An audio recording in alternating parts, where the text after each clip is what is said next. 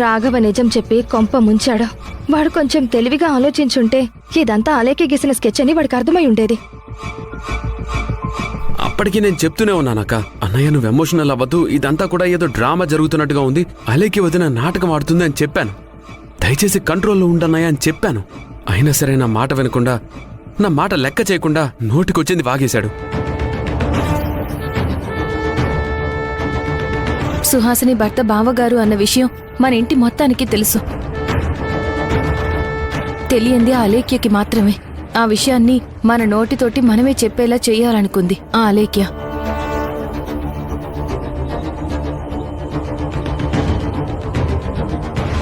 అలా చెప్పించడానికి పావులాగా ఎవరినో ఒకరిని సుహాసిని భర్త అంటూ మనింటికి రప్పిస్తుందని మనమేమన్నా కలగన్నావా? జరగనంది జరిగినప్పుడు నిజమైన భర్త బావగారే కదా. అందుకే బావగారు భయపడ్డారు. ఆ ప్లేస్లో మనం ఉండి ఆలోచిస్తే మనం కూడా అలాగే చేస్తాం. అంతేకాని బావగారిని అనడం కరెక్ట్ కాదు. ఇక్కడ తప్పప్పుల గురించి కాదు భూమి. రాఘవకు తెలుసు కదా తన భార్య ఎలా ఉంటుంది ఏంటి అని. ఎవడో ఒకడొచ్చి అది మెరుపులా సడన్ గా సుహాసిని భర్త నేనే అంటే తెలివిగలవాడు ఏం ఆలోచిస్తాడు?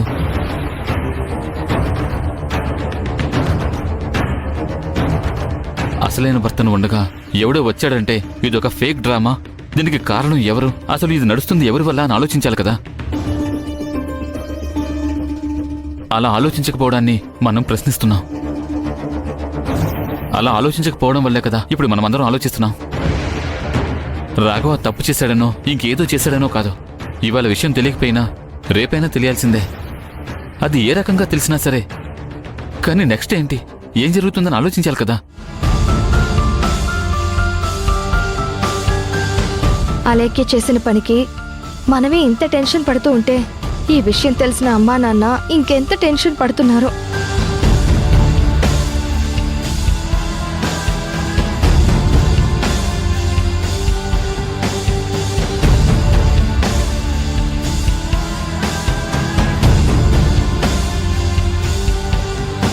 మీ అందరి మొహాల్లో నాకు ఒకటే ప్రశ్న కనపడుతుంది. మీ అందరి ఆలోచన తీరు ఒకటే ఉన్నట్టుగా ఉంది. ఆలోచిస్తూ కూర్చుంటే కాదు. ఇన్ని రోజులు మనం ఏదైతే చెప్పకూడదు అనుకున్నామో అది తెలిసిపోయింది.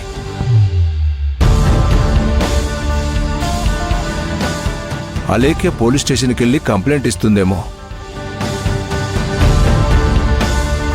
నేను ఒకదాన్ని భార్యగా ఉండగా వేరే అమ్మాయిని పెళ్లి చేసుకుని బిడ్డను కనడం చట్టప్రకారం తప్పు కదా అని ఆ అమ్మాయి పోలీస్ స్టేషన్కి వెళ్ళి అడిగితే ఆ అమ్మాయి వైపే నిలబడతారు అందరూ.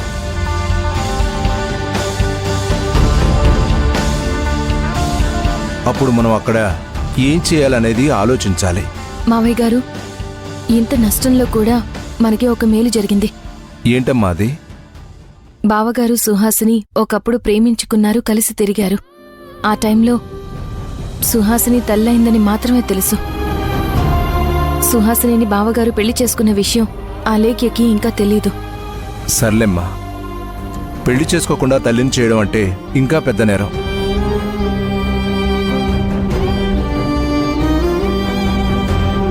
పాప తండ్రి రాఘవని తనకు తెలిసిపోయింది. తన భర్తే సుహాసిని భర్త అన్న విషయం కూడా తెలిసిపోయింది. ఈ రెండు విషయాలు తెలిసినప్పుడు సుహాసిని మెడలో తాళి కట్టాడా, అది ఏ గుళ్ళో కట్టాడు, ఇంకెక్కడ కట్టాడు అనే దాంట్లో అర్థం ఏమీ లేదు భూమి.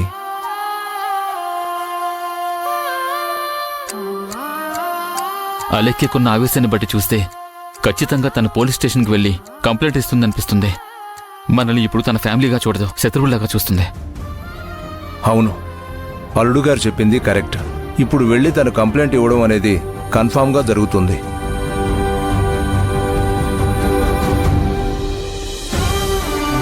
పోలీస్ జీప్ ఇంటి ముందు ఆగి మన కుటుంబం మొత్తాన్ని ఆ జీపులో ఎక్కించుకొని పోతుంటే అది తలుచుకుంటుంటేనే భయంగా ఉంది.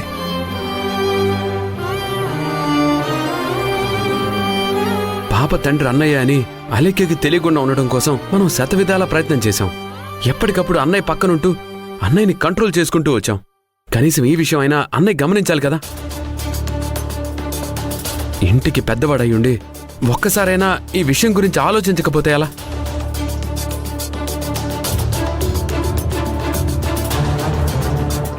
హరే మాధవ్, ఇక్కడ మనల్ని మనం అనుకోవడం కాదు, ఇంటికి పెద్దవాడా చిన్నవాడా అనేది కాదు, వాడి పరిస్థితి బాలేనప్పుడు వాడికి తోడుగా నీడగా మనం ఏం చేయగలుగుతామని మాత్రమే ఆలోచిద్దాం. అంతేగాని వాడి మీద చిరాకు పడ్డం కరెక్ట్ కాదురా.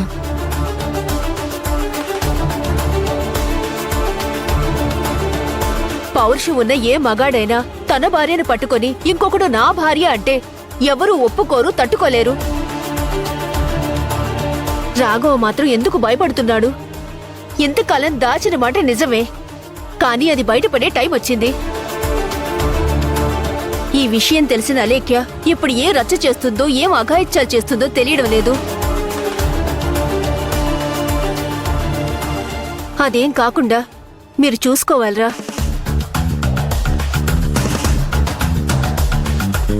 మాధవ్, నీ ఫ్రెండ్ ఎస్ఐ ఉన్నారు కదా, అతనికి కాల్ చేసి అలేకి ఏమైనా కంప్లైంట్ ఇచ్చిందో లేదో కనుక్కో. ఆలోచించుకుంటూ ఇంట్లోనే కూర్చుంటే అలేకి తీసుకునే నిర్ణయాలకు మనందరం బలవ్వాల్సి వస్తుంది.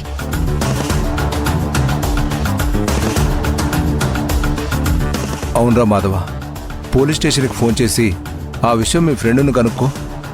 తను కంప్లైంట్ చేసింది అంటే మనమే స్టేషన్కి వెళ్ళి లొంగిపోదాం. కనీసం చుట్టుపక్కల వాళ్ళ దగ్గరైనా పరువు మిగులుతుంది. సరే నాన్న, ఈ పోలీస్ స్టేషన్లు కంప్లైంట్లు వాటి గురించి మీరేం కంగారు పడకండి, నేను తెలుసుకుంటాను. ఈ ఇంటర్లుడుగా నేను ఒక మాట చెప్పాలనుకుంటున్నాను. ఏంటండి అది? నాకు తెలిసి ఈ విషయంలో రాఘవ కూడా బాగా స్ట్రగుల్ పడుతూ ఉంటాడు. ఏదో తప్పు చేశాడని చెప్పి మీరు కూడా మీ మాటలతో తన్ని గుచ్చి మాట్లాడకండి.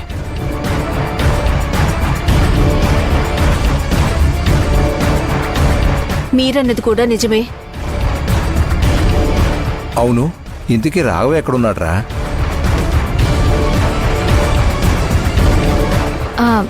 బాల్కనీకి వెళ్లారు బావగారు.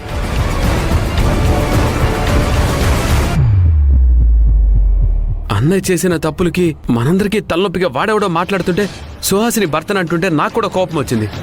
ఆ కోపంలో వాడిని కొట్టాలని కూడా అనిపించింది.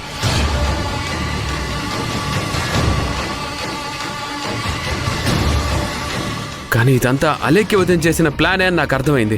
అందుకే నేనేమి చేసుకోలేదు. అన్నయ్య కూడా ఈ విధంగా ఆలోచించుంటే ఇంత జరిగేదే కాదు.